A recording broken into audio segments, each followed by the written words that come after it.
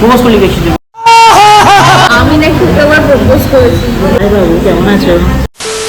So hey guys, it's me Riya, welcome back to my channel Riya রাইডি। So আজকের এই ব্লগটা আমি স্টার্ট করছি একদম সকাল সকাল। তো বেসিক্যালি এখন ঘুম থেকে উঠে আমি স্নান করে হচ্ছে তোমার মানে রেডি ফেডি হচ্ছে একটুখানি, কারণ সকালবেলা একটুখানি আরোহীকে পড়াবো, কারণ ওর এখন পরীক্ষা চলছে যেহেতু, সেই জন্য আমি ওকে সকাল সকাল পড়াচ্ছি। বাংলা পরীক্ষা দেখা যাক, ও ভগবান জানি কে কী করেছে।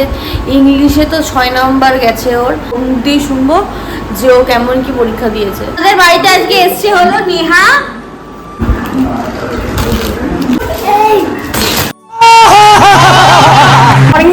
ফালতু আমি আমার জীবনেও দেখি। আমি এখন চলে এসেছি হলো আরোহীকে হলো পড়াতে। তোর পরীক্ষা কেমন হলো? বাংলা পরীক্ষা? আর মানে আমি বলছি ও কি করেছে, ওখানে দিয়েছিল 5টা কোশ্চেন, যে কোনো 4টি লিখতে হবে। এবার লিখে এসছে 1 নম্বরের উত্তর, কিন্তু খ নম্বরটা দিয়ে এসছে। পোদ্দারি করতে কে বলেছে? ওখানে তো আলাদা আলাদা 1 নম্বরে দেওয়া ছিল। আর রচনা কি এসছে?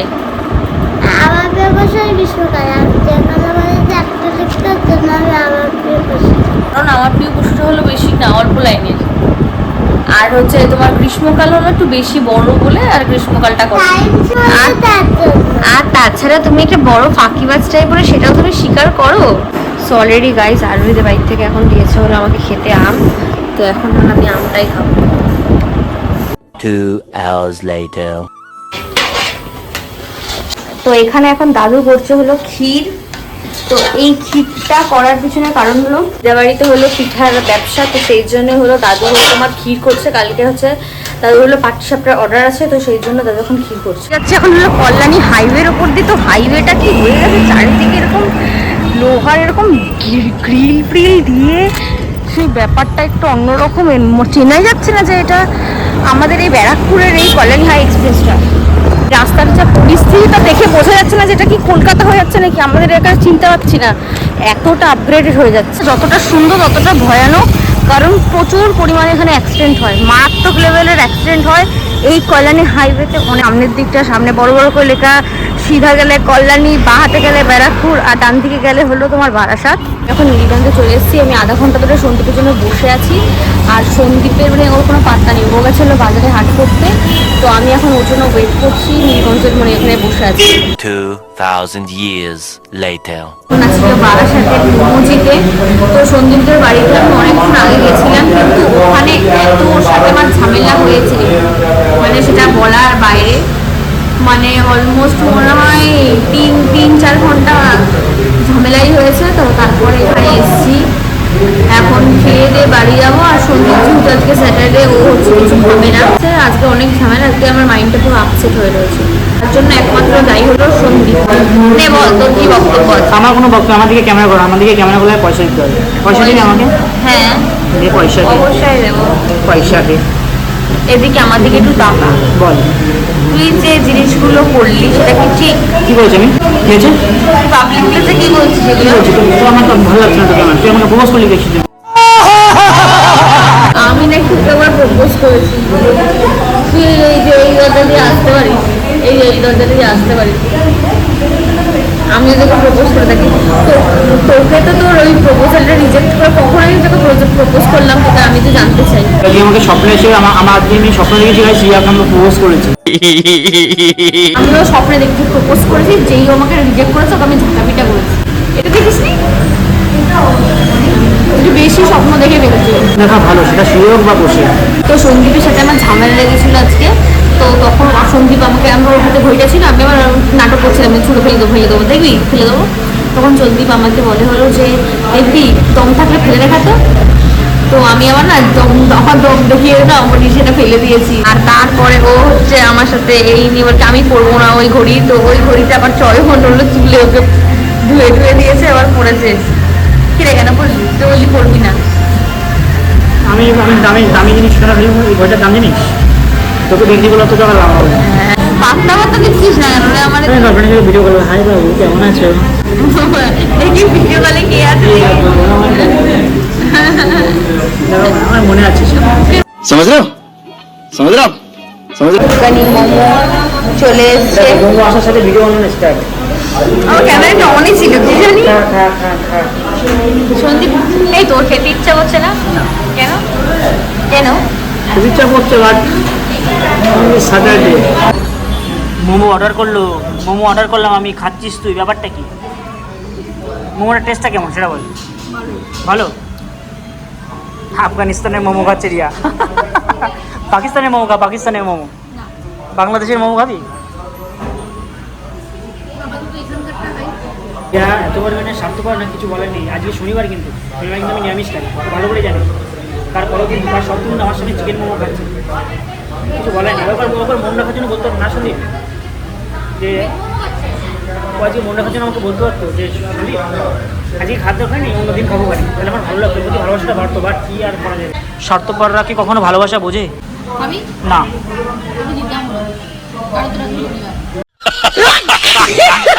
অলরেডি গাইস আমরা এখন আছি ওর হেলা বটতলার দিকে, আর সন্দীপ গেছে হলো একটু ATM এ টাকা তুলতে। তো আজকে মানে বেসিক্যালি ভেবে এসেছিলাম যে একটা অন্য রকমের প্ল্যান ছিল, অন্যরকম সব ছিল, কিন্তু আজকে এত পরিমাণে আসলে ঝামেলা হয়েছে যার কোনো কিছুই হয়নি। ভিডিও তো একদম লাটে উঠে গেছে।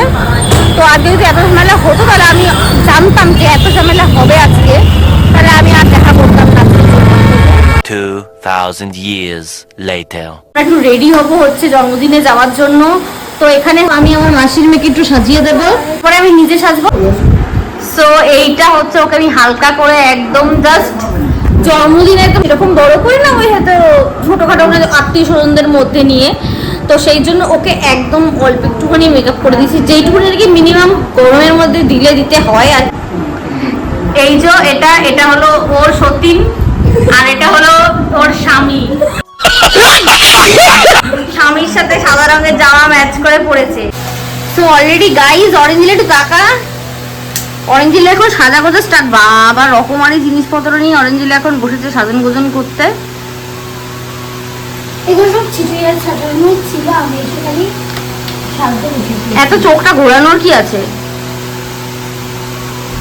নেহা আর দিদা দাদুরা গেছে গিয়ে, তো আমি এখন রেডি ফেডি হয়ে যাবো। আমি আর অরেঞ্জ দিলা আর মা হলো বাড়িতে রয়েছে। তো মা আমরা রেডি হওয়ার পর মাকে ফোন করবো, তখন আমরা তিনজন একসাথে যাবো। আমি এখন রেডি, তো এখন হাতে একটু ঘড়ি পরবো বা হাতে, আর হচ্ছে কানেরটা পরবো। তো আমি এখনই বেরিয়ে যাবো। দুলটা পরবো এই ড্রেসটার সাথে, এই মুক্তোর হোয়াইট কালারের। তো এটার সাথে আমি পেয়ার আপ করবো। তো এখন আমি কানেরটা পরে নিয়েছি, হাতে হলো এই টাইটানের ঘড়িটা পরে নিয়েছি, আর এটা হলো আমার ফাইনাল লুক। আমি এভাবেই রেডি হয়ে যাচ্ছি, একদম লাইট, মানে একদম জাস্ট মেকআপে টাচ করে বেরিয়ে গেছি, মানে একদম অল্প অল্প অল্প অল্প প্রোডাক্ট ইউজ করে আমি এই লুকটা ক্রিয়েট করেছি। তো অবশ্যই সবাই কমেন্টে জানিও যে কেমন লাগছে আমাকে। অনেকগুলো টাকার দিকে এখানে হলো জন্মদিন বাড়িতে চলে এসেছি। তো এইখানকার ডেকোরেশনটা ঠিক এমন, এটা ছিল আমার ওভার সাইজ কিনতে, ফুল সাইজ হয়ে গেছে এই যে। এখন চলে এসেছিল জন্মদিন বাড়িতে, কিন্তু এখানে হলো যার জন্মদিন সে বার্থডে বয়টা এখন আমরা দেখতে পাচ্ছি না। বার্থডে বয় হলো খেতে গেছে, আর এখানে আমরা হলো বসে রয়েছি শুধু। আর আমার সাথে রয়েছে হচ্ছে নেহা, অরেঞ্জিলা, আর এই যে আমার মা, আর এখানে সবাই বসে আছে। খিদে পেয়েছে আমার। এ ভাই কেক টেক নেই নাকি? কেক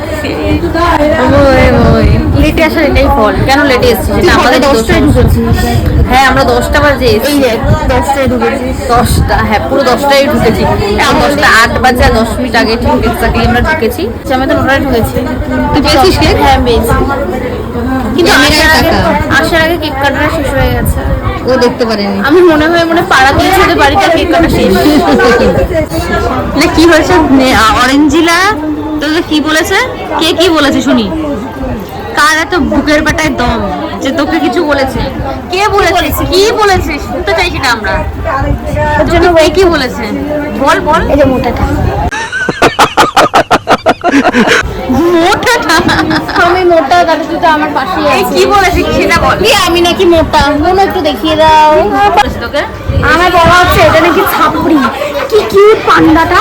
তোর এই অপমানটা আমি নিতে পারছি না, জাস্ট আমার খুব খারাপ লাগছে।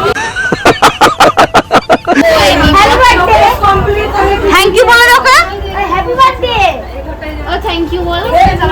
তো এটা হলো আমার একটা দিদির মেয়ে। এবার তুই বল তুই কি খেলিস?